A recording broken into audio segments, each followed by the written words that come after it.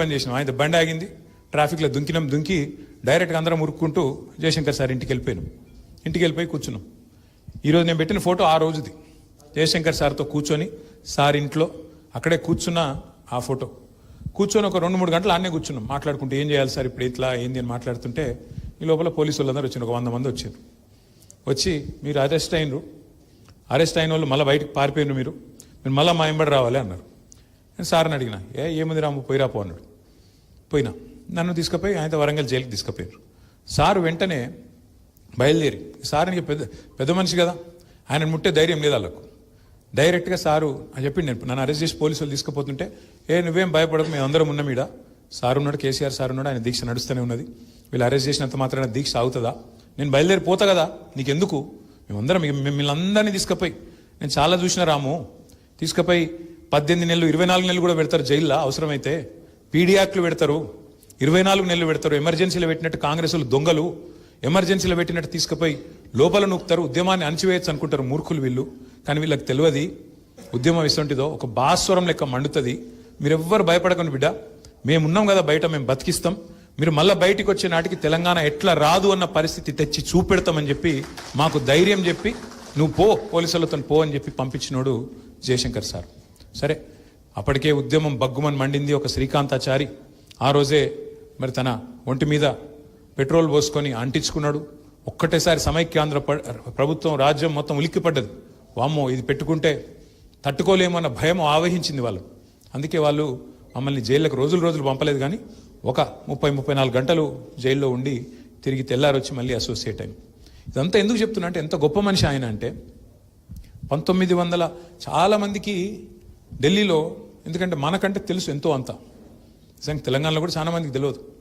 ఢిల్లీలో మమ్మల్ని ఇంగ్లీష్ జర్నలిస్టులు పట్టుకునేది, ఏంది మీ లొల్లి, ఎందుకు రాష్ట్రం, మీరు అసలు బతుకుతారా, రాష్ట్రం మనగలుగుతారా, వయబిలిటీ ఉందా అని అడ్డమైన క్వశ్చన్లు అడిగేది.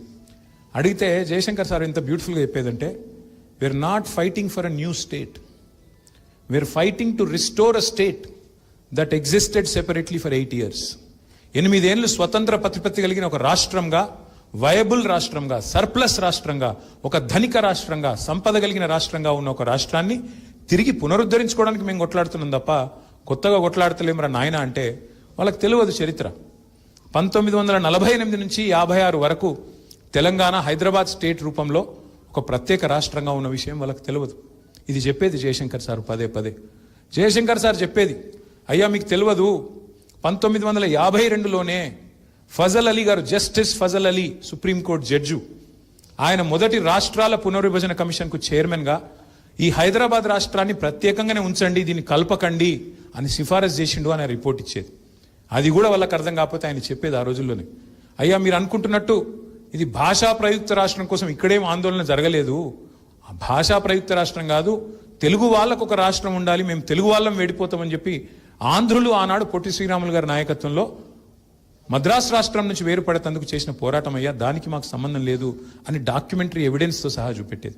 ఎవరైనా వయబిలిటీ అంటే 1953 లెక్కలు, 56 నాడు రాష్ట్రం వేరుపడ్డ నాడు ఎట్లా ఆంధ్రప్రదేశ్కి ఆనాడు రాజధాని లేక కర్నూలులో తాత్కాలిక రాజధాని ఏర్పాటు చేసుకొని గుడారాల్లో సెక్రటేరియట్లు, గుడారాల్లో ఆఫీసులు నడుపుకున్న పరిస్థితి గురించి వివరించి చెప్పేది.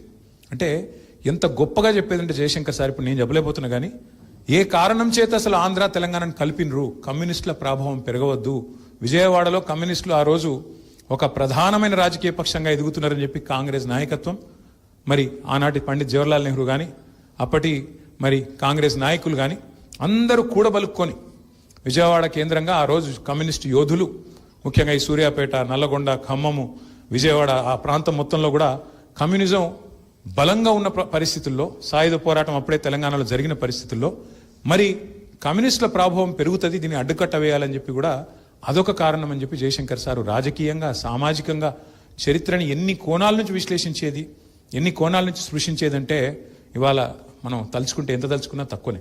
అట్లాగే చాలామంది కొన్ని అపోహలు ఉంటాయి. రాజకీయ నిరుద్యోగులు, రాజకీయ నాయకులు 1969లో ప్రారంభించినారు తెలంగాణ ఉద్యమానికి కొన్ని అపోహలు ఉంటాయి. చెన్నారెడ్డి గారి పేరు చెప్తా ఉంటారు. చెన్నారెడ్డి గారు వాడుకొని చివరికి ఆయన మళ్ళీ పోయి కాంగ్రెస్లో చేరినాడని చెప్తా ఉంటారు. కానీ జయశంకర్ సార్ మాకు చెప్పేది, చెన్నారెడ్డి తప్పేం లేదయ్యా, చెన్నారెడ్డి నిజానికి తెలంగాణ ఉద్యమంలో ఆ రోజు ముందు రాలేదు, 68, 69లో ఖమ్మంలో ప్రారంభమైంది విద్యార్థులు ఉద్యోగుల వల్ల. తర్వాత కొంతమంది కవులు పాటలు రాసినారు. రావోయి రావోయి మర్రి చెన్నారెడ్డి ఇకనైనా రావేమి వెర్రి చెన్నారెడ్డి అని చెప్పి ఆయన మీద కవులు పాటలు కూడా రాసిండ్రు. రావయ్య బాబు ఇంకెప్పుడు వస్తావని.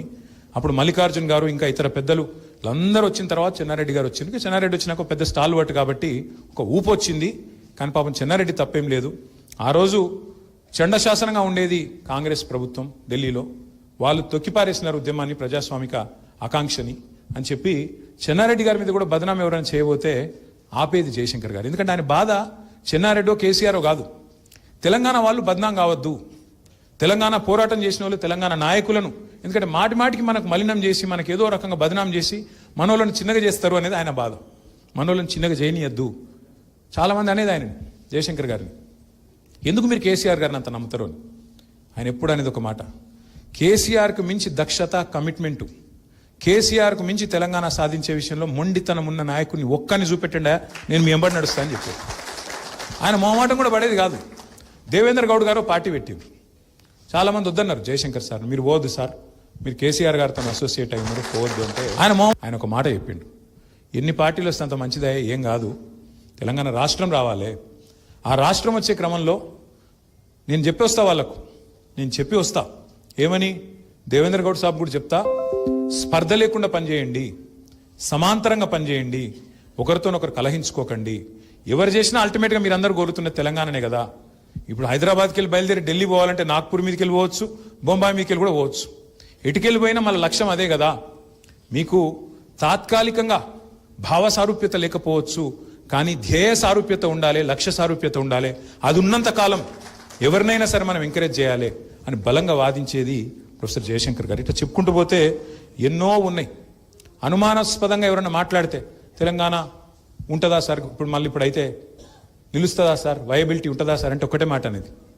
ఒకనాడు 1948లో సర్ప్లస్ స్టేట్, 56లో సర్ప్లస్ స్టేట్, 69లో బీపీఆర్ విఠల్ గారని ఒక ఐఏఎస్ అధికారి, సంజయ్ బారు గారి తండ్రి, ఆయన రాసిన పుస్తకం చూపెట్టది తెలంగాణ సర్ప్లస్ కేస్ స్టడీ అనేది.